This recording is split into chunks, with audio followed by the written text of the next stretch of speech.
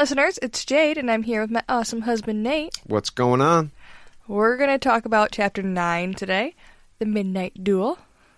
And we're going to get into some more about Hogwarts safety and how it's lacking a little bit. Hogwarts is a crazy place. And the kids get on the brooms for the first time. I get a little bit flustered and sweary at one point. A great time is had by all. Yeah, you can definitely tell that we're a little more comfortable with the microphones. At this point, we've upgraded as much as we are going to for now. And you can kind of tell in this we were having a good time. Hopefully all of you guys have a good time listening to it. Enjoy!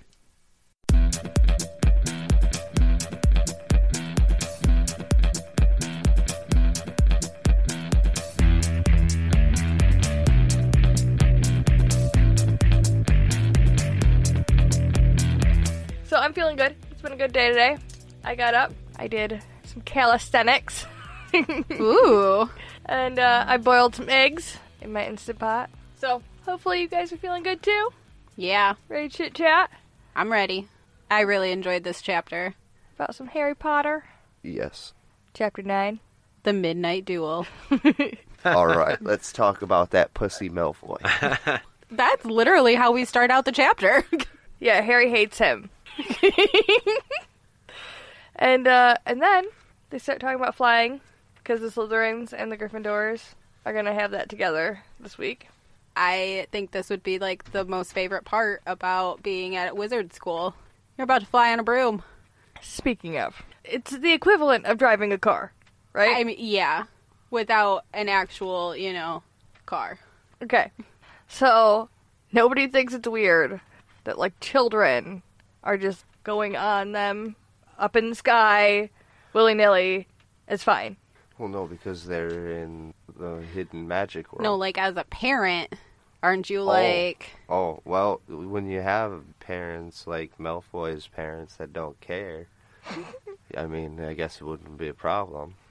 I mean... And then when you have parents like Ron's that, probably poor and didn't care. You got the best of both worlds right there. I mean... That's all I'm saying. You don't have to get up very high before you fall off and crack your head like a fucking egg, and everything's done. No magic is bringing you back from that shit. That's true. No, you're right. It's not magic. It's potions that'll bring you back from that. But I'm just saying, regular kid falls off his broom. Not Harry Potter, the fucking chosen motherfucker, okay? I'm talking regular fucking Neville, who falls 20 feet off his goddamn broom and breaks his fucking wrist. I also feel they should have some type of stopgap between her having to leave the group of 20 children with their brooms and going to chase this kid, or bring this kid to the hospital wing. But then again, they do all possess a stick that, with the right words, could kill each other. I mean, yeah, they haven't learned that yet. And that's why they're learning how to fly, and they get left alone with these brand new things. I think I'm skipping ahead. Hold on. Stop. Rewind. All my point is just that if some kid hits his head on like a fucking rock when he falls off his broom, he's gonna be dead. And they didn't even need a permission slip to fucking do this. That's all. Maybe get a signature. That's all my point is. We can continue on with the chapter. Discuss breakfast. The poopless owls come through again. Miraculously. Neville gets his little package from Gran. A remembrall. Which I feel like would probably just feed my anxiety, because I already know I'm forgetting things. So I don't need to be reminded. Kind of a pointless gift. Still not frickin' telling you what you forgot. If it said it on there somewhere, maybe I could see. Like a magic 8-ball that you look at, like, hey, forgot your shoes, dumbass. Muggles like can that. make that, like... Plus, for a guy like Neville, there's a pretty good chance he's forgetting a lot of shit. Yeah. So, it could be anything, and he would probably never ever see it not read.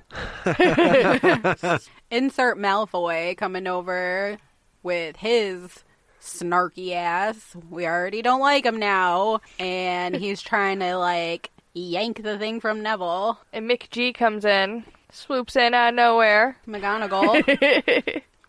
Holy fuck, Mick G. It's easier to write on my notes. That's what we're going with. That's a thing, McG. Did we agree with the big D or Dumbledore? Double D and Big G. Big G says double D. This could be a fucking thing. Yeah. Hey, Harry. We could make Double like a D. Harry Potter rap. I'm McGonagall, kidding. she swoops in and she stops that shit real quick. I don't think she likes Malfoy's bitch ass. Can you blame Sorry. her? Can't blame her. No. Malfoy's not a good guy. I feel her attitude towards him is a reflection of Snape's attitude towards Harry. Boom. Your mind is blown right now, right? I mean, that was some pretty deep shit right there. I mean, it was. We all hate him, though. Already. Right? It can be deep. It might be deeper. But let's not forget that he is just like a terrible child. We're going to take a pause for a minute, ladies and gentlemen. We're about to get into some wine. What do we got going on there? This is 19 Crimes. Pinot Noir. I'm really bad at that. Saying that. Pinot Noir? Mm-hmm. I have a hard time. It's been a struggle. It's pretty crazy how much your ears affect your taste. That's red. We're not having white, guys. It's red. Surprise! Well, I guess I forgot. Pinot Noir is red wine. The Chardonnay was the white. I was just being silly. Haha, tricked you guys. Oh, you got us good. Anyways, it's gonna be fine, because we're gonna drink it, and you'll forget I did that. We're professional wine drinkers. We got this. You are hurting flavor profile by splashing it like that. Rude. Also, I'm lazy, and that was easy. So, taste the smashed flavor profile, yes. James. The first thing they say when we get to the flying lesson is that there's 20 broomsticks on the ground. So it's the first time we really see how many kids are in the class. Average 10 per house. Like house, yeah. Yeah, I'm sure it's not that evenly just because it's based on characteristics or whatever it's supposed to be. So, yeah. But yeah, so maybe about 40 kids per grade level. That's a fairly small amount of children. Like, you get pretty individualized attention from your teachers, I feel like. Yeah, it's like private school status, kind of. I just thought that was interesting because I don't think that I realized how big the classes were. I was picturing a lot bigger in my head, like hundreds and hundreds of kids, which there are in the school, but like per classroom, it's really actually smaller. Yeah. And we meet Madam Hooch with her yellow eyes, and she looks like a hawk, and she barks at the children. That's the second person in this book that is described as bird-like. I don't know what that means, but it's a thing. Harry says that he felt like the brooms could kind of sense the kids who are nervous, which I think is kind of interesting. The later that the series goes on, they keep talking about, like, the feel of the brooms, kind of know what the magic around the broom is. I get that. It's like you get a feel of, like, your vehicle. Like, you get a feel of your car or your bike. I think it's kind of like the opposite. Like, that broom is getting a feel for its rider. I think brooms are a different beast. Hermione can't get hers to work. Harry doesn't have any problem. And Malfoy, who's also confident, even if he's an asshole, doesn't have a problem. Right? He can get his broom to come up, and he's ready to go. Times, I think. But Hermione is just like rolls over, and she can't get it to work. So I don't think this is something that you learn. It's something that you feel.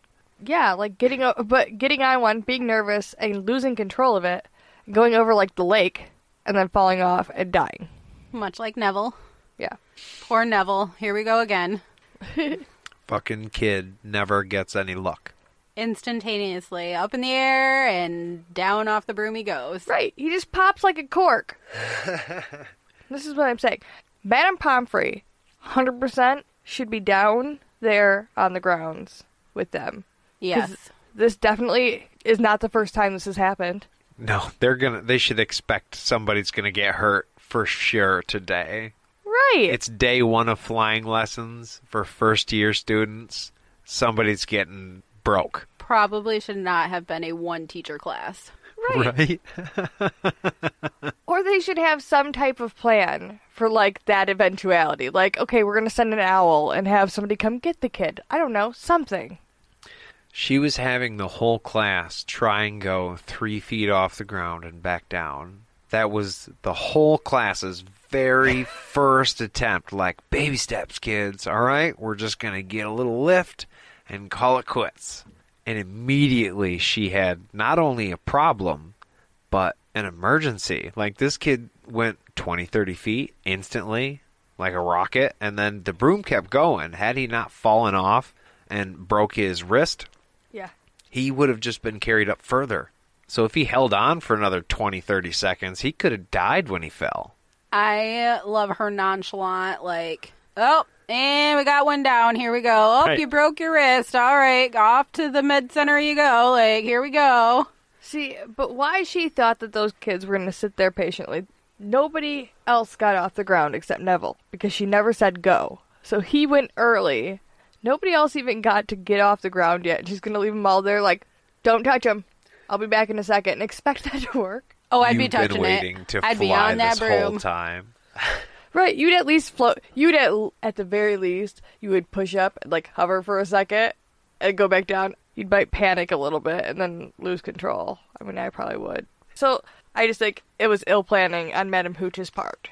Insert asshole Malfoy laughing his ass off, stealing his remembrall. And Pansy Parkinson, with her little bitch ass, speaks up to Parvati. And it's like, I didn't think you liked little crybabies. And I would have been like, how the fuck would you know? Right. You don't know me, Pansy. Get out my face. Just saying. Immediately hated Pansy. Also, her name is Pansy.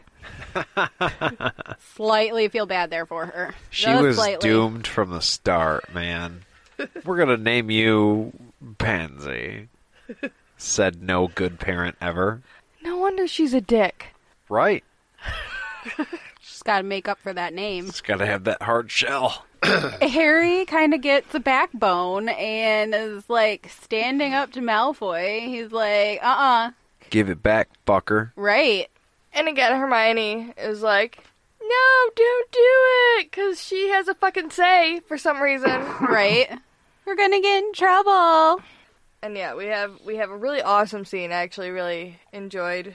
You can feel the moment with the hair blowing in the wind and the grass underneath people's feet. She describes it very well. I do love this chapter. He goes after Malfoy because he takes Neville's thing. And we were talking about how Harry was kind of a dick to Neville in the on the train, and he's totally got that fucker's back. Oh, Just yeah. saying. That's a couple of times now. He's been like, fuck you, Malfoy, lay off. Even they may not be best buds, but Neville's in the group, and yeah, he's accepted. I liked that about Yeah. what Harry was doing, because he didn't really have to. Like, Malfoy could have been a dick to Neville, and he could have done nothing at all. Harry does risk his actual literal neck for like a silly little ball for Neville, which as we were saying earlier, we know Neville's probably going to end up losing, and his grand probably knows that. It's not that big of a deal. He could have bought one for Neville to replace it if he had to, but instead he's going to dive bomb the ground and hope he doesn't die.